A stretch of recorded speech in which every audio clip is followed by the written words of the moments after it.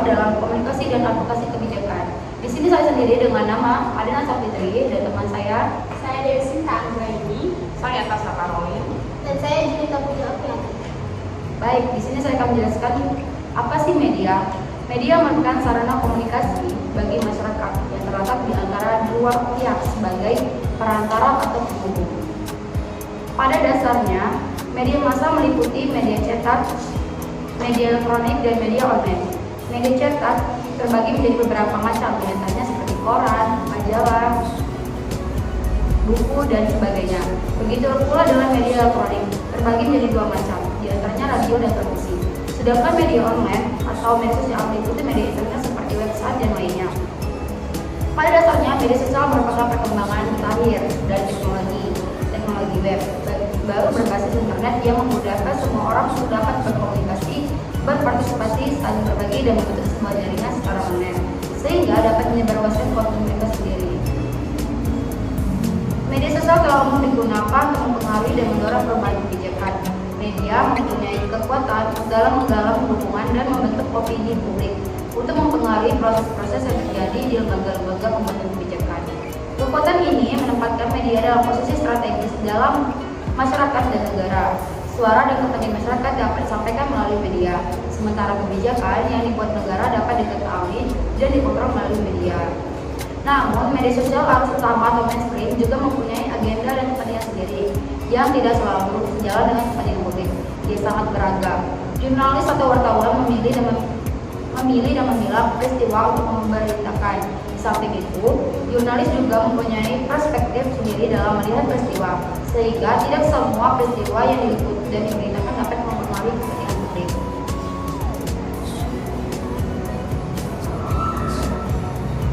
Kedua, metode advokasi di media sosial. Advokasi dalam konteks kebijakan publik saat ini semakin mengandalkan media, terutama media sosial sebagai alat utama untuk mempengaruhi pengambilan keputusan. Berikut beberapa metode advokasi yang umum digunakan. Yang pertama yaitu pemanfaatan media sosial. Media sosial telah menjadi platform utama dalam advokasi kebijakan. Organisasi dan individu menggunakan berbagai platform seperti Facebook, Instagram, dan Twitter untuk menyebarkan informasi dan membangun kesadaran tentang isu-isu tertentu. Mobilisasi dukungan melalui kampanye online yang dapat menjangkau audiens yang lebih luas dan mempengaruhi opini publik dengan berbagai cerita dan data beserta dengan fakta yang relevan. Yang kedua, strategi komunikasi. Strategi komunikasi dapat terbagi beberapa langkah, yaitu yang pertama analisis. Analisis itu adalah mengidentifikasi isu strategis dan memahami konteks kebijakan yang ada. Yang kedua, perancangan, yaitu menyusun perencanaan, yaitu menyusun rencana aksi yang terstruktur untuk mencapai tujuan advokasi. Yang ketiga, ada mobilitas, yaitu menggalang dukungan dari berbagai pihak termasuk koalisi dengan organisasi lain. Yang keempat, ada aksi, yaitu melaksanakan kegiatan advokasi seperti penyampaian petisi atau kampanye media. Lalu yang ketiga, penggunaan data dan penelitian. Advokasi yang berbasis pada data dan penelitian memiliki kekuatan lebih dalam mempengaruhi pembuatan kebijakan. Setelah itu ada nomor 4, komunikasi persuasif. Advokasi juga melibatkan komunikasi persuasif untuk mempengaruhi pemangku kepentingan. Ini termasuk menggunakan narasi yang kuat untuk menjelaskan pentingnya perubahan kebijakan. 2, menjalin hubungan baik dengan media untuk mendapatkan liputan yang positif tentang isu yang diadvokasikan. Lalu yang terakhir yaitu ada kampanye berbasis media. Kampanye advokasi seringkali melibatkan penggunaan media tradisional dan digital untuk meningkatkan visibilitas isu di kalangan masyarakat luas dan mendorong diskusi publik mengenai kebijakan tertentu. menciptakan tekanan pada pembuatan kebijakan untuk bertindak. Baik, di sini saya akan menjelaskan peran media sosial. Terutama media sosial memainkan peran penting dalam komunikasi dan advokasi kebijakan publik. Dengan mementingkan penggunaan platform digital, masyarakat lebih mudah untuk menyampaikan aspirasi dan terlibat dalam proses pembuatan kebijakan ini. Berikut ada beberapa peran media sosial dalam advokasi kebijakan.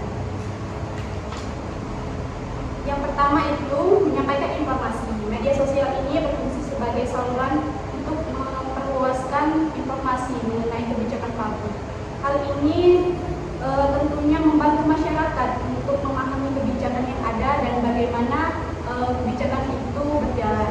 Yang kedua, mediating aspirasi masyarakat. Media sosial ini tidak hanya untuk menyebarluaskan informasi, menyampaikan informasi dari pemerintah, tetapi juga mengumpulkan dan menyampaikan kebutuhan serta aspirasi masyarakat kepada pembuat kebijakan. Hal ini menciptakan dialog dua arah dengan antara masyarakat dan pembuat kebijakan dalam mengontrol keputusan. Ketiga, transparansi dan akuntabilitas. Media sosial ini mendorong transparansi dalam proses pembuatan kebijakan dengan masyarakat untuk mengawasi tindakan pemerintah yang tentunya dapat meningkatkan akuntabilitas pemerintahan terhadap publik. Kemudian yang terakhir, ada mobilisasi dukungan. Melalui kampanye di media sosial, kelompok advokasi dapat memobilisasi dukungan untuk isu-isu tertentu, seperti dengan konten yang legislatif atau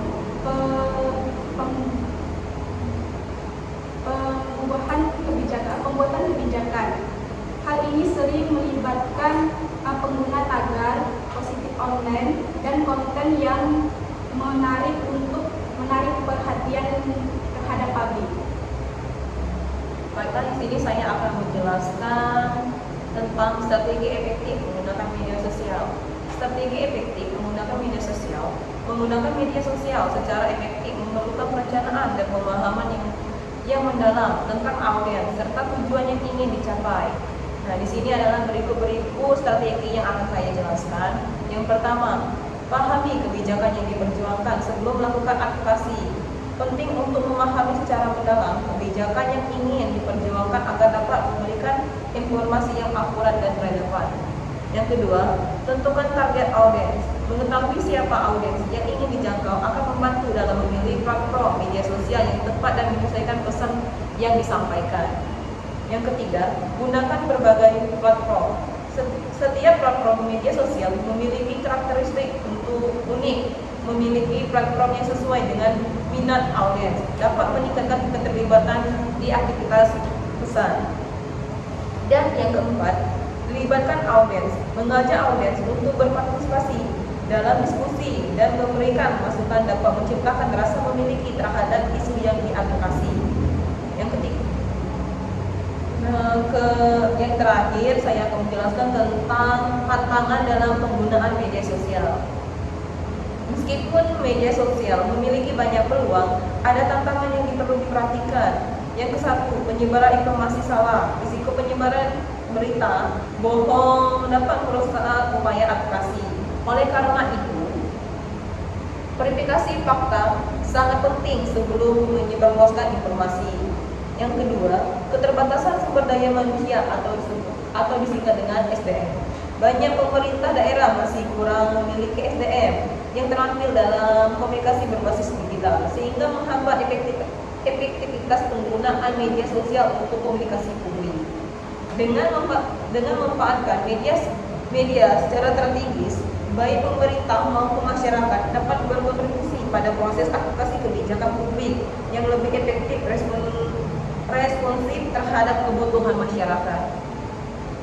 Baik, dari judul peran media sosial dalam komunikasi dan advokasi kebijakan dapat disimpulkan bahwa komunikasi dan advokasi kebijakan publik merupakan serangkaian proses komunikasi yang dilakukan dengan tujuan untuk mempengaruhi atau merubah kebijakan publik tertentu. Banyaknya desakan dan tuntutan publik yang disalurkan melalui media sosial menunjukkan dampak baru dalam proses advokasi kebijakan yang melahirkan adanya advokasi digital. Hal ini membuka peluang bagi seluruh masyarakat untuk dapat mempengaruhi sebuah kebijakan. Pada pembahasan di atas berisi 3 pembahasan. Yang pertama yaitu penggunaan media sosial dalam mempengaruhi pembentukan kebijakan, perencanaan dan penganggaran. Yang kedua yaitu pemanfaatan media sosial meliputi strategi komunikasi, penggunaan data dan penelitian komunikasi persuasif. Dan yang ketiga yaitu penggunaan media sosial meliputi peran media sosial dalam advokasi kebijakan, strategi efektif menggunakan media sosial dan tantangan dalam penggunaan media sosial. Dan memiliki saran yang mana media sosial telah menjadi platform yang dapat menciptakan kesadaran, mobilitas dukungan dan mempengaruhi opini publik terhadap suatu kebijakan publik. Namun, efektivitasnya tergantung pada strategi komunikasi yang dilakukan dan audiens yang ditargetkan. Maka dari itu, para audiens diharapkan untuk menggunakannya dengan cerdas dan strategis sehingga dapat menjadi sarana yang efektif untuk mempengaruhi perubahan kebijakan publik. Seperti advokasi digital yang dilakukan oleh masyarakat Indonesia. Meskipun masih ada tantangan dalam memastikan bahwa advokasi digital tersebut dapat efektif, diperlukan upaya bersama dari pemerintah, masyarakat, dan lembaga terkait untuk mengembangkan kembali advokasi digital. Baik, sekian presentasi dari kelompok 3. Kami akhiri. Wassalamualaikum warahmatullahi wabarakatuh.